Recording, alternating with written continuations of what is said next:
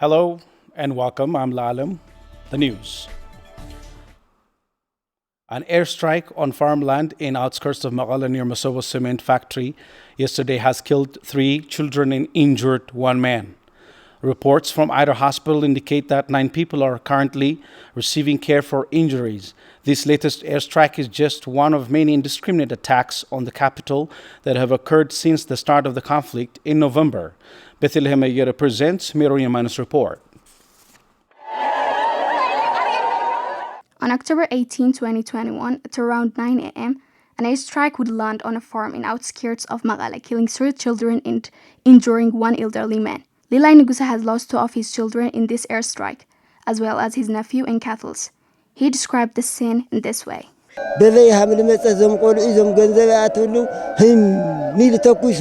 We didn't know where it came from. We just heard an explosion and I told everyone nearby to run away. The older people did, but the 2 children and animals are gone. I covered my children's body with a blanket and went looking for the 3rd one, and nephew. I found his hand. I told my eldest son to take it with him, but he was inept with a shock and I just told him to just go. I put the hand where it was and took the 3rd body and laid it next to my 2 children, the 2 cattle and a donkey. Surgeon Chernet Gabru from Eider Hospital says that 9 patients had come to the hospital, which of 2 had been seriously injured. We have received a total number of 9 patients. 3 victims had arrived first, while 6 came in later. Out of these 9, 2 have severe injuries. As for the rest, they have sustained head injuries, so the situation can be difficult to predict. Asafat Amr and Goitom have to were near where the incident happened, and they say it was innocent civilians that were targeted during the attack. They are trying to compensate battlefield losses by targeting civilians. They are taking it out on innocent people who work on the fields and their cattle. They cannot change what's going on in the battlefield by throwing explosive here. The fact that they attacked farmers shows how desperate they really are. The government of Tigray issued a statement just hours after the attack, calling it an extension of Ethiopian government's genocidal mission, and that the Ethiopian government's negligence of the human rights should alarm the international community, and called on the international community to stand by the people of Tigray. The legal experts we spoke to, Mr. Fissaha Haftazion and Mengistu Arafaina, stated that this strike goes against international norms and standards. So it's absolutely illegal according to international law. It's absolutely illegal according to the Ethiopian, if there are any Ethiopian legal norms that this region respects anymore, they are illegal from all corners, from all directions, from moral, legal, international law, domestic law, Ethiopia's constitution, and so on. So it's there is no question about this. It's absolutely illegal. There is also accountability for this. Normally, in the first place, governments cannot attack civilians. There are international norms. This is against international humanitarian law. The world has already have laws. Even war has law, its own law. So it is against international law. But what is happening in this war is, from the very beginning, it is the violation of all international standards, international norms. So we cannot be surprised when today Mekelle is attacked. They have been attacking civilians all over Tigray. Not only in Tigray, even in other parts of Ethiopia, they have been attacking Tigrayans. So it is totally violation of international law. Yesterday, Magala was bombed by not 1 but 2 airstrikes, with the second landing in the crowded market of Adhaki just few minutes past midday. Adhaki is located behind Planet Hotel, the largest hotel in the capital, and in the vicinity of other public and private-owned properties with no military installations in sight. Fania Limru reports. October 18th, 2021. It was a busy and crowded day at Adhaki Market, one of the largest markets in the city. Magala residents had gathered at the market to exchange goods, as the Muslim community in the city was celebrating Maulid, the birth of Muhammad, in a mosque nearby. I was at the game zone, playing pool table when the jet threw an explosive into the house, breaking the windows and doors. The game zone was suffocated with dust. I couldn't see anything. I called my friend Robel and told him to go out with me. Then the ambulance arrived and they brought me here to get medication. As you can see, the explosive entered through the roof of the toilet. After the bomb exploded, fragments from the concrete broke the glasses of the living room. My house is totally destroyed. My house is located in Adhaki. I live in the marketplace. There were no soldiers here. The Ethiopian government had no reason to bombard the city. It is nowhere near a battlefield. I go to Sunday school. I went to the market to buy a book when the jet came and bombarded the neighborhood. My hand has been injured and my bones fractured. There were no soldiers here, and the battlefield is nowhere near where we are now. There is nothing that could justify this airstrike. And the fact that it took place on a market day, this is a clear indication of the fact that the airstrike was targeting civilians. This is a continuation of the genocide on the people of Tigray. If the air forces was conducting a military operation, it would have struck at the battlefield. There would have been no reason to come here and bombard the city. The government of Tigray later issued a statement condemning the airstrike and expressed its condolences to the families of the victim. In the statement, the government stressed that Abiy Ahmed's government has continued its genocidal mission despite calls by the international community and the government of Tigray for a peaceful end to the conflict. In addition to that, the mayor of Mekelle City, Dr. Gabramedhin Kiro, said that the bombardment destroyed lots of civilian properties. The bombardment destroyed lots of civilians' property and killed 3 children and injured many civilians who are currently being treated in hospitals. We can relate this incident to that of the Togoga massacre carried out on mid-June on a market day. The people should take maximum caution as Abiy Ahmed won't hesitate to use every possible option to destroy the people of Tigray. The airstrike has caused unspeakable suffering on residents of Mekelle. Our reporters were on the ground at Ida Referral Hospital to speak with victims of the aerial bombardments. Take a look at this.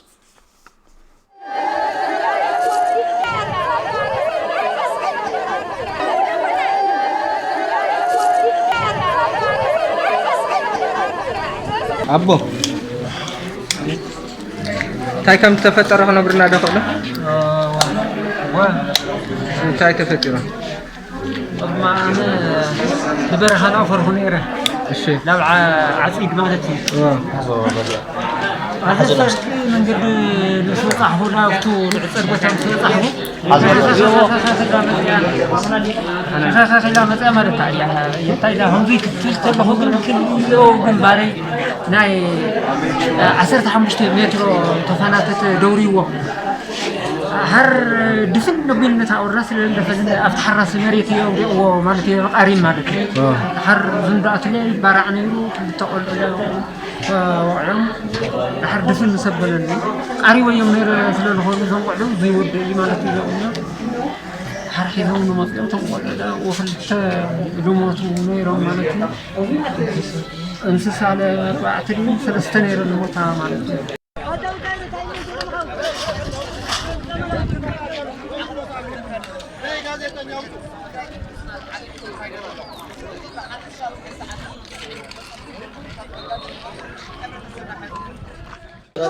شم كامل؟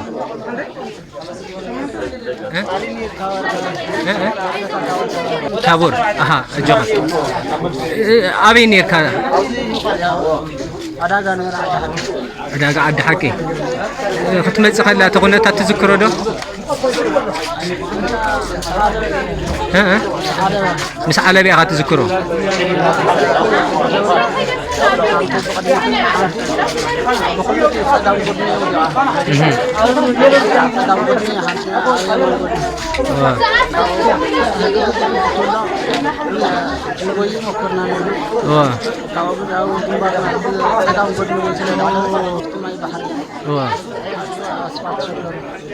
ها حدا ماي حدا ناب اسفلتي وديقو اب حمد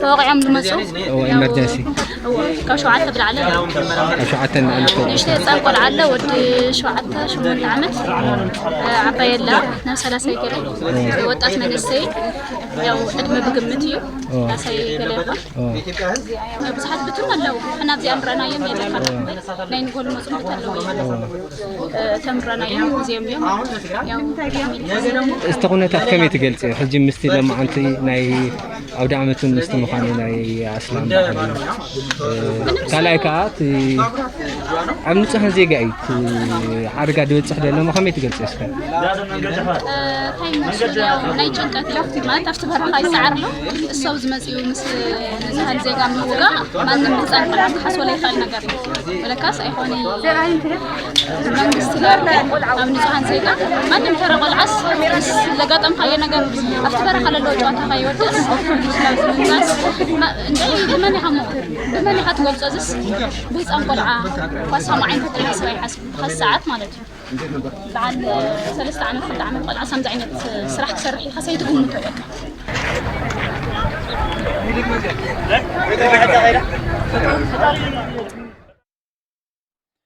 The UN has announced that over 5 million people in Tigray alone are in need of emergency food aid, as millions more across the country are facing famine-like conditions.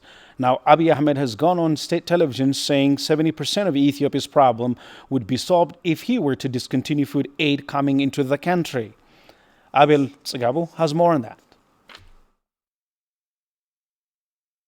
Abiy Ahmed has implied that he may put a stop to food aid coming into Ethiopia, to reduce diplomatic pressure while millions of Tigrayans are in famine. Abiy Ahmed was broadcast on state media claiming that 70% of Ethiopia's problem could be come to an end if international aid were to be discontinued. These comments comes in light of international condemnation of Abiy Ahmed's conduct throughout the conflict that has hindered over 90% of necessary food aid required to reach the millions in need of emergency assistance. Earlier this year, the head of OCHA, Mark Lowcock, said that starvation has been used as a weapon of war in Tigray, as well as the director of the World Health Organization has warned about the dire situation in Tigray. Tigray, with an estimated population of 6 million people, has now been under a de facto blockade for almost a year. Humanitarian aid is not arriving at anywhere close to the levels needed, and basic services remain cut off. The Secretary General has also stated his concerns about the escalation of the conflict and called to avoid targeting civilians and give close attention to the exacerbated humanitarian crisis. The United States has also urged to end hostilities immediately and enter negotiations toward a sustainable ceasefire. As the Secretary General said in his letter to us this week, this conflict is spiraling out of control. This is a path Ethiopia's leaders are choosing: to join the club of the most isolated countries in the international community, to let down their own people. The United States has repeatedly called for the Ethiopian government and the TPLF, as well as associated regional militias, to end the fighting now, allow humanitarian access, and move toward a negotiated ceasefire immediately and without preconditions. The Council should fully support these efforts too. There is still hope. It is not too late to stop this descent. The United States believes there must be a political solution to this conflict. We're investing heavily in diplomatic efforts, in partnership with the African Union and the region, to address this crisis and to end the carnage. We also believe there will be no lasting peace in Ethiopia, and the country's broader project of democratic and economic renewal will not be realized until there is a wider dialogue, one that includes all Ethiopians on the future of their state. Regardless, the Ethiopian government and its allies have launched what they have called final offensive, launching a coordinated attack in an attempt to retake Tigray, with complete confidence that military solution is the only viable option for Abiy Ahmed. Since the start of the conflict, the Ethiopian government and its allies have taken part in horrific ethnic cleansing campaign that has displaced millions from western Tigray and other parts of Ethiopia. Now, 4 months into a siege that has discontinued all public services and blocked aid, internally displaced people have run out of food and other essential like clothes and medical supplies. Aragaw Gabramikael has more on that. Miss Mulu Tamer and her daughter Salamait Muruz were displaced from Amhara region after regional forces killed Mulu's son, a 17-year-old boy, with 9 bullets and continued to harass her and members of her family.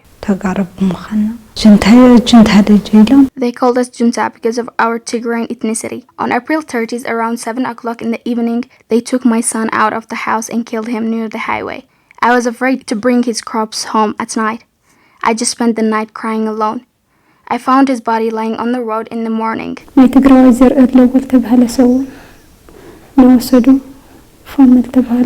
Fano used to intimidate and harass any Tigrayan.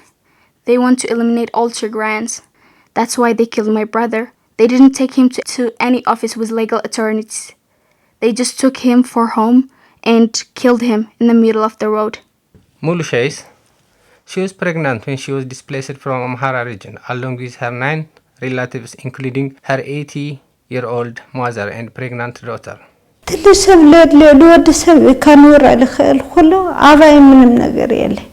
don't have the basic things that one needs for survival. I call on anyone that can help to please do so. Teacher Qudus Selassie is one of the displaced people from Seti Tomera in western Tigray. Though she herself is internally displaced, we found she was trying to assist Mulu in her hour of need. Qudus and Mulu are just one of the 169,000 displaced persons in Mekelle, currently sheltered in repurposed facilities in Mekelle that have now run out of very basic commodities. Please, especially people in Mekelle, you've been helping us, so we beg you to continue to do so. UN estimates there are nearly 2.2 million IDP sheltered in schools and other facilities across Tigray, now suffering from lack of food and medical supplies due to the siege that has put at risk the lives of millions across the region. That's it from me for now. Thanks for watching. See you on Thursday with another English news.